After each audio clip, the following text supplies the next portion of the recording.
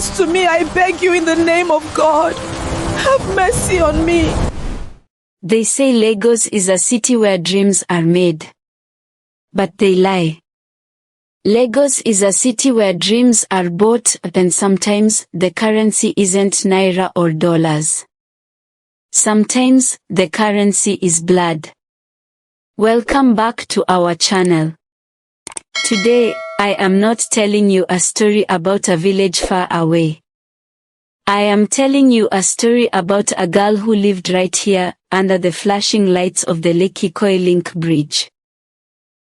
If you asked Amaka why she married Lekan, the billionaire who had no offices and no clear business, she wouldn't say love. She would look you dead in the eye and say, I knew he was a ritualist. And I married him anyway. Turn off the lights, put on your headphones, and let me tell you the chilling story of the Lagos hustle and the ultimate price of greed. To understand Amaka, you have to understand Lagos. This city does not respect your tears, it only respects your results. Amaka lived in a cramped, one-room apartment in Mushin. The air always smelled of damp clothes, frying plantain, and desperation. She was a good girl. A university graduate who spent her days under the scorching sun, carrying her CV from one towering office building on the island to another. But in Lagos, being good doesn't pay the rent. The pressure was suffocating. Every day on Instagram, she saw her peers living lavishly. Flying to Dubai, popping champagne at VIP clubs, driving cars worth 50 million naira. Amaka was tired. Tired of jumping on moving buses. Tired of the heat. But most of all, she was tired of watching her mother slowly dying of a kidney disease they could never afford to treat. Enter Lekan. Lekan wasn't just rich, he possessed the kind of wealth that made police officers salute him and bank managers stand up when he walked in. He was young, handsome, always wearing crisp white traditional attire, smelling of wood and raw power. They met when Lekan's driver splashed water on Amaka as she waited for a bus in the rain. Instead of driving off, Lekan stopped. He stepped into the mud, apologized, and handed her a stack of crisp $100 bills to dry clean her dress. From that day, he pursued her relentlessly. But Amaka wasn't a fool. She grew up in the streets. She noticed the red flags. Lekan had no company website. His friends were just as young, just as rich, and their eyes were always cold, devoid of joy. He strictly forbade her from calling him on Thursdays. And he never, ever ate food prepared by a woman. The streets whispered about boys like Lekan. Yahoo Plus. Blood money. But when Amaka's mother slipped into a coma and the hospital demanded 5 million naira by morning, the whispers of the streets suddenly didn't matter anymore. Lekan paid the hospital bill in cash. He bought Amaka a car. He moved her mother to the best private suite. And then, he proposed. He didn't ask her out of love.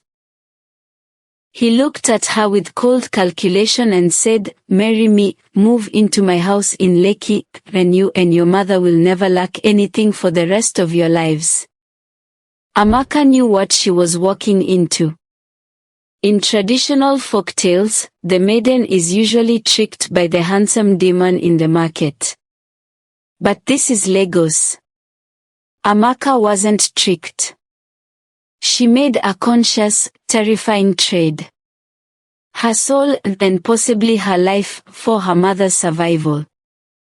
She said yes. The marriage was not a union. It was a hostage situation wrapped in designer clothes. Amaka moved into Lekan's sprawling Lekki mansion.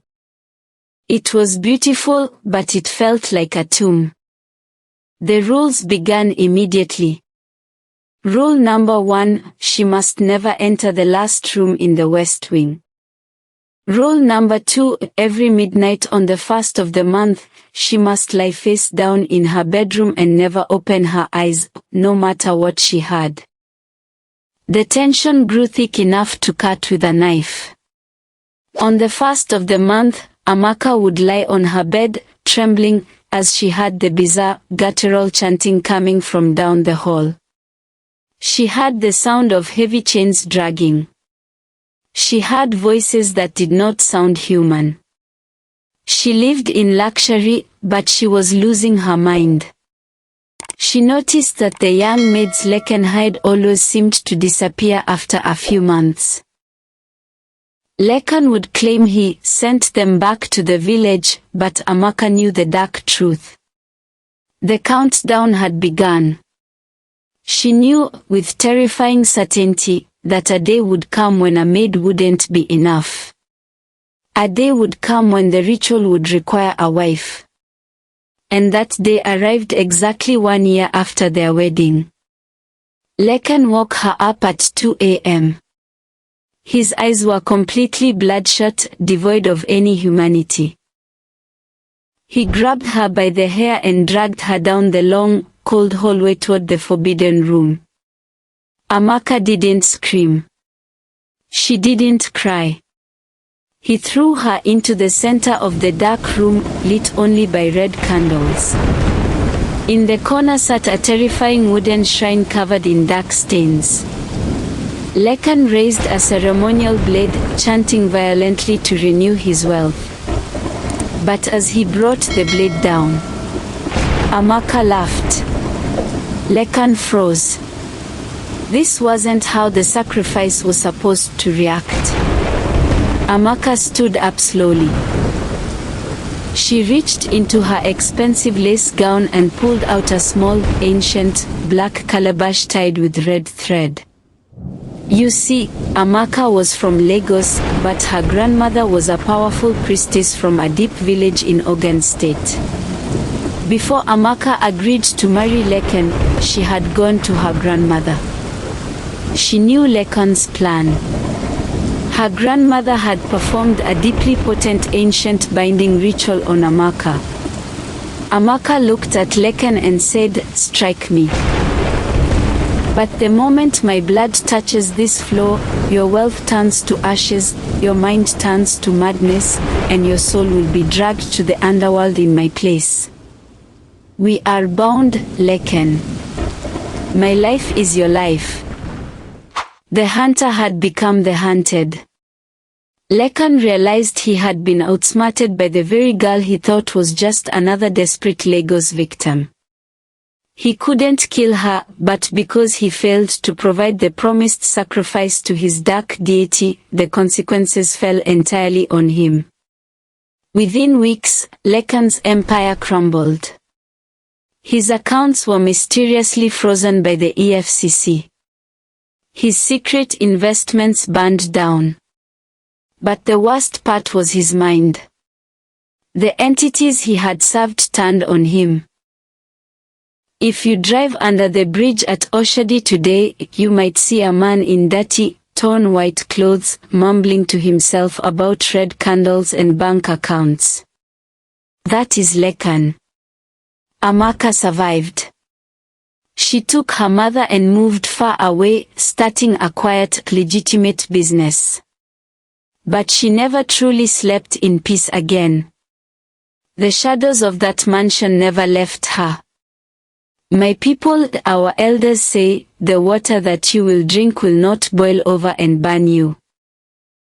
The Lagos hustle is real, and the pressure to succeed is heavy. But beware of shortcut wealth. Blood money has no pension plan. Not everyone driving a luxury car is running a race you want to join. Some people are just driving fast to escape the demons chasing them. What a chilling reminder of the world we live in.